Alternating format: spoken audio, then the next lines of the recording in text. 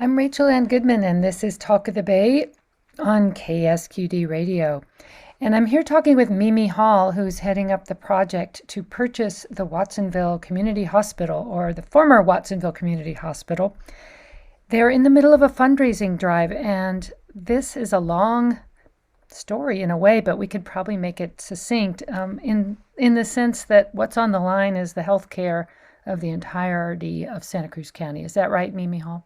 That is exactly right. A lot of people who know about the potential closure and the bankruptcy of Watsonville Community Hospital think it's a South County issue, but really Watsonville Community Hospital is essential to the health of the entire county. We only have two hospitals, and to lose one of them would really, really be devastating. And it is the hospital that serves the community in what the vast majority of Santa Cruz County births happen at Watsonville Community Hospital, and it serves so much of our essential worker population, our agricultural community, and farm workers. So it's really important for the community to save this hospital. We can't do without it. I'm always struck by the system in the United States that's for profit. Anytime you think about a for profit health system, you think, who's making money off of other people's illnesses and needs? When you need a hospital, you're not in a position to negotiate price or worry about the cost. You just need to go. So I know that's a bigger separate issue, but it's fundamentally why we're here at this moment today, that these hedge funds have been buying up hospitals and basically selling them off for profit to use their facility as like real estate, which I think is what happened in this case, right? Yeah, in this case, there was a group that bought the hospital in October of 2019. They'd never run a hospital before, and they were backed by a real estate investment trust. And it didn't go well. We knew it wouldn't go well. And so our group, Pajaro Valley Healthcare District Project, has really been thinking about this for a number of years, back since October 2019. And what we're doing right now is, as many people know, we've created, through the help of Senator John Laird and legislation, a public healthcare district. So it is local government. It's a healthcare district that is run by, and the board members are elected members who live within the healthcare district, and any dollars that the hospital makes over and above what's needed get invested back into the hospital and the healthcare district. And I do want to say that healthcare districts are different from hospitals in that they can own hospitals, but they can do a number of things by law that improve the health of a community, including health education and scholarship programs and community wellness and community health improvement planning. There's so much that a healthcare district has authority to do on behalf of its citizens. It can tax the citizens in order to help pay for the hospital. Is that correct? It can, and many healthcare districts do. This particular the healthcare districts that were formed at the beginning of when all of this happened, they actually get property tax money already, as I believe it's like a 1% portion, or there's a proportionate portion of the taxes that go to all special districts. But because this is a new district, it doesn't receive any tax money out of that pot. In the future, what could happen is the voters could vote to support the hospital, or help support its investment planning through ballot measures. So that's the other beauty of a hospital, is that it has these options. And it also has, it is much more likely for the state of California to support a public hospital, which is exactly what it did with allocation of $25 million to help towards the purchase of this hospital. So that's another kind of positive option for public hospitals that are part of healthcare districts, in terms of having options to help them be financially sustainable. So that money came from the state, and I understand you're in a fundraising drive to try to make up the rest of it. So tell me how far away you are from your goal right now. Yeah, we are in a critical time. Let me just lay out the timeline. We we entered into a sale agreement in very early spring or late winter of 21, and we were awarded, the primary bidder position because of a lot of work that we've done with the current owners. And we've got to close the sale to the hospital on August 31st. Like the August 31st is when acquisition must happen. The dollars need to be transferred. And our acquisition goal was $67 million. And today we're about $6 million away. So we have a lot. I mean, we have an incredible just collaboration of community members, healthcare system partners, foundations, the state of California to the tune of $25 million. And we're 91% of the way to our goal. I mean, we're so close, but we're $6 million away. So I'm so glad that you've made the time for me to speak on your show, because we have a very short amount of time. One of the most important things that I wanted to talk about is that there is a foundation that we just signed an agreement with that will give us a loan for any multi-year pledges made to the hospital project by August 5th. That's this week. So any multi-year pledges through 2025. So that means someone could make, a multi-year pledge from now for the next 3 years. And that foundation will advance us through a loan to those pledged dollars through 2025, so that we can close on the sale on August 31st. To close the sale on August 31st, we need the funds in hand, obviously, before the 31st. So ideally, it would be August 15th. I mean, we're really, really getting close to the to go time, like really, really close. And we've come so far and accomplished so much. There is, if the public would like to assist, or they know generous donors that would like to assist, you can go to PVHDP. So that stands for Pajaro Valley Healthcare District Project.org. And there's a pledge form there.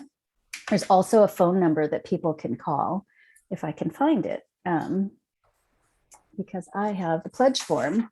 So the phone number is 831-726-4271. And you can talk to someone, a wonderful person named Celeste Wald, that will help folks navigate their pledges. And there is a special pledge form on that website, the pvhdp.org website, that is the pledge form to make the multi-year pledges. But, we have come so far, and we simply can't fail. There's so much left to do in a short amount of time. And I have faith in our community. I hope that people step up. I know that when people hear how much money we've raised, I mean, it's unbelievable that we've raised over 60 million. We've raised $61 million. And this is since February. That's amazing. That's just incredible. And we have so much gratitude to all of the community partners and individuals that have helped us get to that place. So here we are on the last leg, and we are just imploring our community to come together and uncover whatever support that they can, far and wide, that cares about this community and this hospital. In a way, you could look at it as insurance for your family in the future, because if you've ever had a family member go to the emergency room when they're in code red, meaning they're overflowing in Dominican, you get sent to Watsonville. And for North County people, that can be problematic. But imagine if they got sent all the way to Salinas or San Jose, and that extra time might have been crucial to their health outcome. So if you just want to look at it selfishly, it seems like a good investment. But if you want to look at it philanthropically as well, I've been part of capital campaigns, and I know how incredibly stressful the end run is if you're not quite there. I would also really hope that your hedge fund that you're dealing with would be somewhat flexible if you're really that close. But I don't, who knows if they would be, give you an extension if that would help. And from what I understand that you said, that people can make multi-year pledges, but they don't have to pay them all right now. That's Is that what I correct. understand? And, Okay. and that's the point of the loan that this foundation is willing to give us. As long as we can have proof in hand of future pledges through 2025, they will advance us the cash now so that we can have cash at closing. And that is a good point, that the largest creditor that's selling the hospital, hopefully they would be okay if we didn't get there. But this is in bankruptcy court. So all of these things are things that we've agreed upon with the court. And I don't know how quickly we could change those agreements or get court dates. We would definitely pull out all the stops to do whatever it was that was needed to make sure that we didn't come so far just to not cross the finish line. Of course. If you just joined me here on Talk of the Bay, I'm Rachel Goodman. I'm speaking with Mimi Hall, who is directing the effort to purchase the Watsonville Hospital from a hedge fund that is in bankruptcy court, that was just going to sell it off, and close it. And now they're trying to save it. And it's still open, right? It's still serving the public in this interim period. Absolutely, yes. And as a matter of fact, the way we went about this bankruptcy process was with that primary important key fact in mind. We didn't want the hospital to close even for one day. And part of the reason is if it did, it would almost be impossible to reopen with the changes in licensure and all of these things. So it was so important to keep it running for many, many, many reasons. And it's been costly to do that. That's another thing that people don't realize, is that we may be purchasing this hospital, but it's losing money. And we do have a really strong business plan to turn that around. And our projections are that by the end of the fiscal year 2023, we will be in the black through a lot of hard work, multiple efforts to not only reduce costs, but increase revenue and make quality improvements, but they don't happen overnight. And so our first hurdle is acquiring the hospital and making sure that we close that sale. Our second hurdle is going to be ongoing cash flow. We're going to continue this fundraising campaign because we need to stay in the black and make payroll until we implement all of our turnaround measures, and look forward to being in the black and everyone supporting us, from the community to the staff to the board, the new Pajaro Valley Healthcare District board members. So I'm sure you've been asked this question before, and it was sort of answered in an editorial recently in the local paper by business owners who are trying to rally the community. But I'd like to hear your answer. And maybe you just answered it partially just now without me asking, but what makes you think that a nonprofit will do any better and turn, the financial situation around when a for-profit hospital could not do that? Yeah, I have 100 absolute faith that this is the way to save the hospital and make it viable.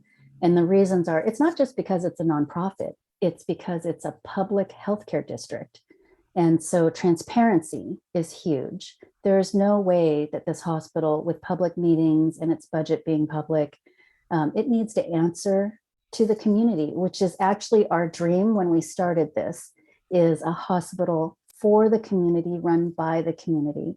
And any of those improvements that are made, any financial overages don't go to investors. They go back into the hospital and into programs for the community.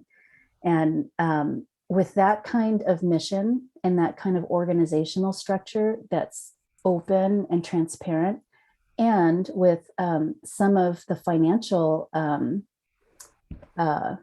structures available to healthcare districts, not just nonprofit hospitals, but healthcare districts, we really believe that this is the path to a healthy and viable, well-performing hospital for our community for years to come. We certainly hope so, because health of a community is the foundation of the rest of your quality of life. If you know that if you get sick, that you will not be shipped far away to some strange hospital out of the county, there's some peace of mind for all residents knowing that their health care is secure and they won't have to worry about sitting in a hallway on a gurney, which is what sometimes was happening in the past. So it's almost like you're creating in California with these various public health care districts a public health care system that other countries like Britain have anyway. You know, they have public health care, they have public option, they have single payer. We don't have that, but we're kind of trying to create a hybrid that mimics some of that, it sounds like, in this state, which is really interesting. Maybe it's a model for what will eventually happen with single payer. Maybe we're moving that way, I don't know. But in the very short run, it's not a done deal. That's the message we're getting. And people who want to help contribute are being implored to step up right now and make multi-year pledges. And again, if you'd like to mention the phone numbers for your effort, maybe people who are interested could get in touch with you. Sure. I'll do that one more time. So you can so I'm going to give out a website, an email address, and a phone number. So the website to look up information and find the pledge form is PVHDP, Pajaro Valley Healthcare District Project.org. And an email to directly talk to someone about the pledge form or receive it is Celeste, CELESTE, at pvhdp.org. And a telephone number is 831 726 4271. Could you read the email again? It just went by a little fast. Sure. Celeste at pvhdp.org. And that's CELESTE at pvhdp.org. DP. Okay, great. Well, I want to thank you, Mimi, for letting us know the status of this project, and the rest of the eyes of the community are on this as it unfolds in the next week or two. So thanks for the update and wishing you all the best. Thanks for being All with us right. here on Thank Talk of the you. Bay. Thanks so much for having me, Rachel. Have a great day. You too.